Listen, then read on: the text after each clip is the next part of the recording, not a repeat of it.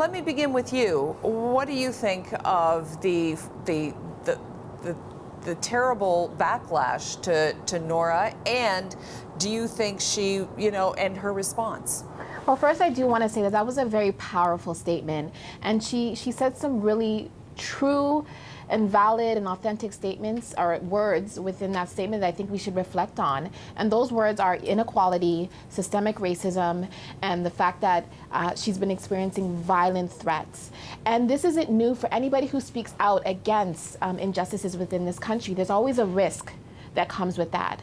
And particularly when women, people of color, racialized communities, indigenous communities, when they do speak out against systemic racism, they often risk having these type of violent tweets issued towards them. So what I think about all of this is, yes, the tweet may have been inappropriately timed, but nobody deserves what Nora has gone through over these last couple of days. What do you think?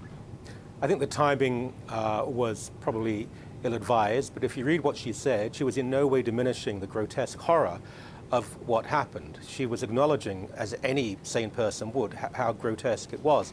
What she was pleading for is a leap of empathy so that every community, every person who suffers should be treated with equal compassion and love. And look, we have to be honest here. When it comes to, for example, Indigenous women disappearing, being murdered, inner city black kids, gay men in Toronto's village, is that same compassion and love and shared grief observable? I would say not, but that's in no way to diminish what happened.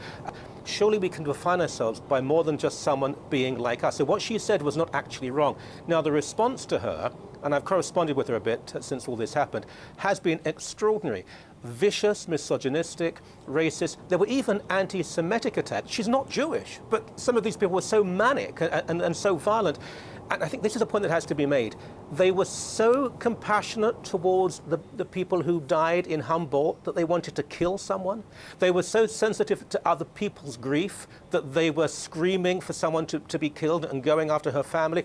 And I have to say, I mean, it is principally women and people who speak out about injustice. But about 5 years ago, when I had a change of opinion on equal marriage and some moral issues, I saw the gates of hell. I think the social media sphere is not the best place to have these sort of intellectual dialogues. Yeah. And it's very difficult to have these conversations when we're feeling so deeply. It's very difficult to have these conversations when we're outpouring our love and support for people.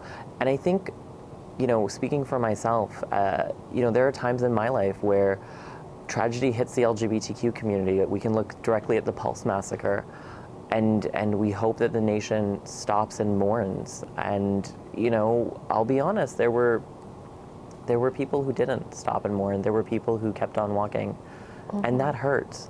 And I think Humboldt is a reminder that we as Canadians have the capacity for great compassion and great love and great financial support for people when they're in need. And I think we need to look forward now and set this as the new bar, the new standard for the next time when someone's hurt, that we step up in this significant and powerful way. The notion of free speech, and this is something else that has to be said, both left and right can be oppressive and rude and abusive and vulgar. Anyone who thinks it's only the right or only the left doesn't understand social media and the nature of politics. But some of those people who have been attacking this tweet and other similar situations are the first to say that their free speech is being limited. For example, the Jordan Peterson issue. Here was someone who's got millions of people now around him who says a champion of free speech. Well, I'm not saying that he's the issue here, but does free speech apply to all people? One tweet would not have hurt anyone, really, and I can't imagine many people in Humboldt were even aware of this. But it was made a public issue and a major issue and an international issue by all the reaction to it. And can I just say, just to circle back to the free speech conversation, it's very clear. Free speech defenders are only interested in defending white nationalism, defending white supremacy within this country, and defending those who don't want new immigrants, let's say, or racialized people within their borders. So we always come back to this conversation when we ask, where are the free speech defenders when it comes to racialized communities who speak out against injustice? How come they aren't coming to our defense? If we look at it time and time again, free speech defenders are only really interested in So- white nationalist conversations. Yes, it was a poorly timed tweet, but no one in their right mind deserves to seek violent death threats, and this should not be playing out on social media. And when it comes to McLean's, it's quite interesting because they're casting subjective punishment depending on who you are as an individual. They have many individuals on their roster, whether they're staff writers or whether they're freelancers, who say wildly inappropriate things all the time. So how is it that this one particular person faces this particular punishment and receives this statement while others don't? How So they're if- not punishing her? Exactly. So I think No, there how needs are to they be punishing greater her? well, in terms of issuing the statement and slandering her, she got slandered through this statement, which is going to follow her for the rest of her life. But I'm just saying that there needs to be some standards set across the board. I would like to see greater transparency from news outlets and from just publishing agencies in general in regards to what is okay and what is not okay. And